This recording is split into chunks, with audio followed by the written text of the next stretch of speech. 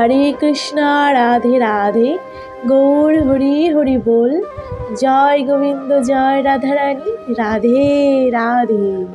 আমার সকল ভক্তবৃন্দের চরণে কোটি কোটি প্রণাম জানিয়ে আজকের ভিডিওটি শুরু করছি।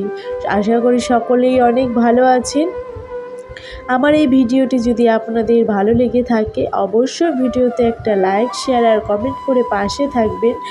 আজকের ভিডিওটিতে আমরা আলোচনা করব শ্রী শ্রী ইন্দিরা একাদশী ব্রত মাহাত্ম্য কথা। সকলের অবশ্যই ভালো লাগবে, দয়া করে পাশে থাকবেন।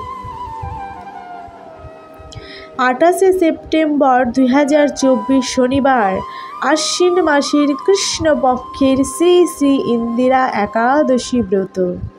হরে কৃষ্ণ রাধে রাধে।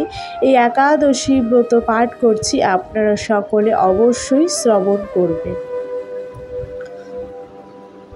ওম হরি ওম তৎসৎ। ওম নমো ভগবতে বাসুদেবায়। ওম নমো ভগবতে বাসুদেবায়। ওম নমো ভগবতে বাসুদেবায়।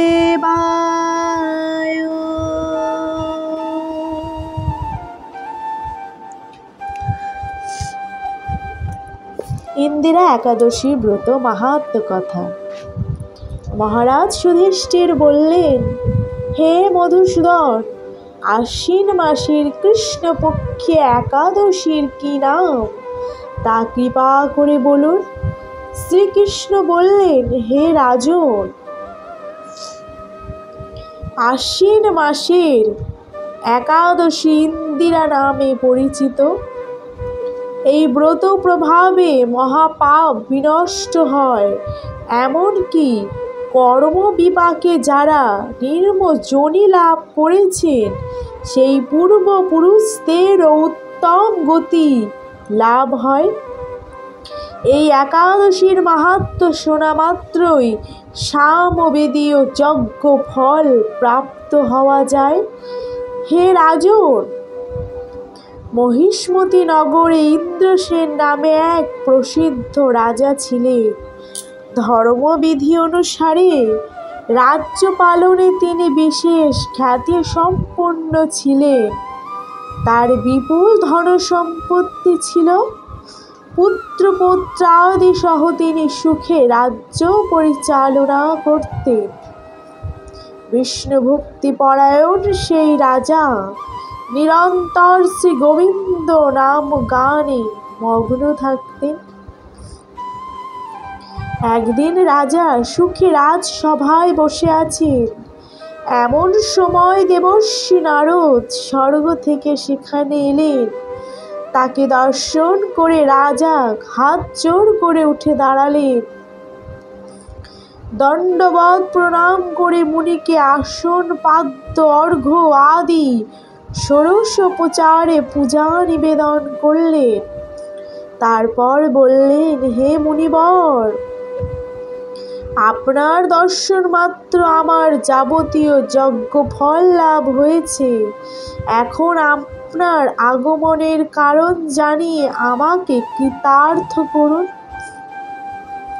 দেবর্ষি নারদ বললেন, হে মহারাজ, অতি বিস্ময়কর এক কথা শ্রবণ করুন। আমি এক সময় যমলোকে গিয়েছিলাম। সেখানে যমরাজের সভায় বহু পুণ্যকারী আপনার পিতাকে দেখলাম। ব্রতভঙ্গ পাপে তাকে সেখানে যেতে হয়েছে। হে রাজন, আপনার পিতা যে সংবাদ প্রেরণ করেছেন আমি এখন তা আপনাকে বলছি। তিনি বললেন, হে ঋষিবর, মাহিষ্মতির ইন্দ্রসেন রাজা আমার পুত্র তাকে বলবেন যে আমি বহু পুণ্য অনুষ্ঠান করলেও কোনো কারণবশত যমালয়ে আসতে বাধ্য হয়েছি। আপনি কৃপা করে তাকে সর্বপাপনাশক ইন্দিরা একাদশী ব্রত পালন করতে বলবেন। সেই ব্রত প্রভাবে আমি নিষ্পাপ হয়ে স্বর্গলোকে যেতে সমর্থ হব। এই কথা জানবার জন্যই আমার আগমন। হে রাজন, আপনার পিতার মঙ্গল বিধানে আপনি যথাবিধি ইন্দিরা ব্রত পালন করুন। রাজা জিজ্ঞাসা করলেন, হে দেবর্ষি, সেই ইন্দিরা ব্রতের বিধি কি? কোন তিথি বা কোন পক্ষেই একাদশী ব্রত করা কর্তব্য, তা কৃপা করে আমাকে বলুন। দেবর্ষি উত্তর দিলেন, হে মহারাজ, আশ্বিন মাসের কৃষ্ণ পক্ষে দশমীর দিন শ্রদ্ধা সহকারে প্রাতঃস্নান করবেন, মধ্যাহ ভক্তি ভাবাপন্ন হয়ে পুনরায় স্নান করবেন এবং রাত্রিকালে ভূমিতে শয়ন করবেন। পরের দিন একাদশীতে প্রাতকৃত্যাদি সমাপন করে নিরাহারে থাকবেন। ব্রতের নিয়মাবলী দৃঢ়ভাবে পালন করবেন। হে পুণ্ডরীকাক্ষং, হে অচ্যুত, এই শরণাগতের প্রতি কৃপা করুন। এভাবে শ্রদ্ধা সহকারে শালগ্রাম পূজা করে পিতার উদ্দেশ্যে ব্রতের ফল অর্পণ করলেন। দ্বাদশীর দিন সকালে ভক্তি ভরে শ্রী গোবিন্দের পূজা করে ব্রাহ্মণ ভোজন করিয়ে অবশেষে নিজেও মহাপ্রসাদ গ্রহণ করবেন।